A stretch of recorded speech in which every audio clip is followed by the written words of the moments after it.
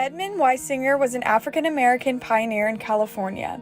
He arrived in October 1849 at the beginning of the California Gold Rush. Wysinger was one of the early African-Americans to migrate to California from the South with his owner. Edmond was able to earn money in the gold fields in the Sierra Nevadas, which allowed him to purchase his freedom for $1,000. After he bought his freedom, he did try his hand at different things for a couple of years, and he eventually started moving down the state of California. He landed in Merced County. He went to Mariposa. That's where he met his wife, Pernicia. And Edmond and Pernicia eventually ended up in Tulare County, where he worked as a farmhand and also a part-time preacher.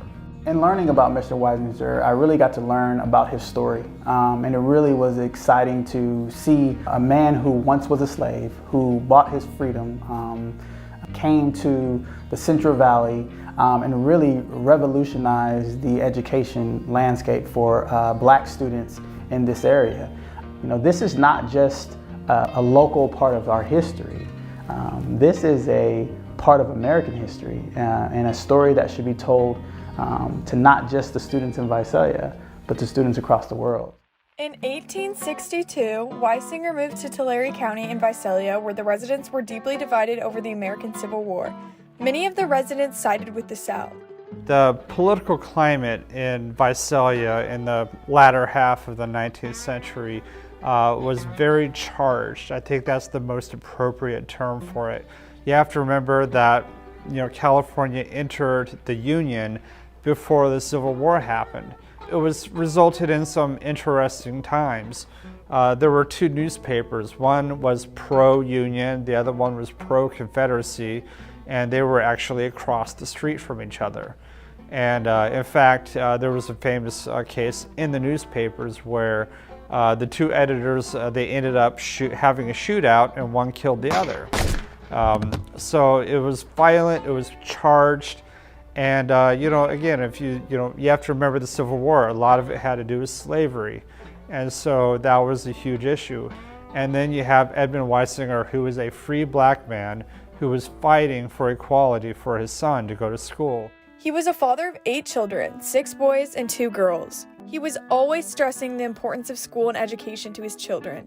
He attempted to admit his son Arthur to the Visalia School District, but the school refused him and told him to send his son to the colored school, which was a barn outside of town.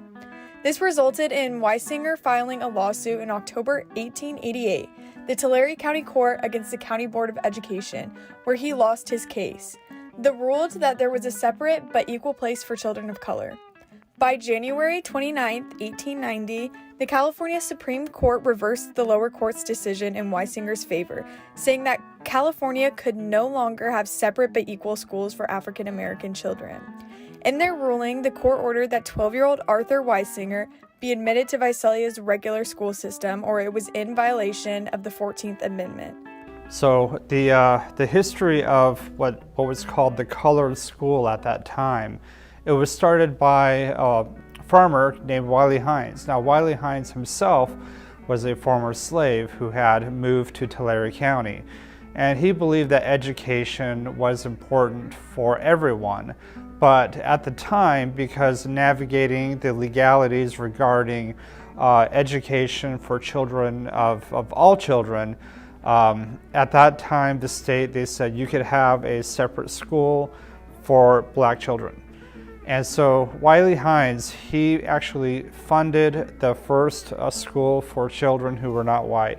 And I say it like that because it was not just black children, it was also children who were indigenous and children who were Hispanic.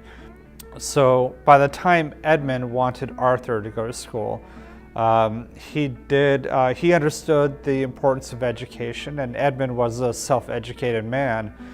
And so he really wanted Arthur to enjoy education that is available to everyone, not just you go to this other school because the school district says so.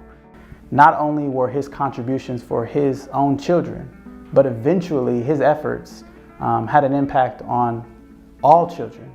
but it was an opportunity to bridge the divide between two worlds and really create an understanding and create an opportunity for black kids and white kids to come together. A dream that was later to be dreamed by Dr. King. You know, a dream that was later to be seen in the Brown versus Board of Education case.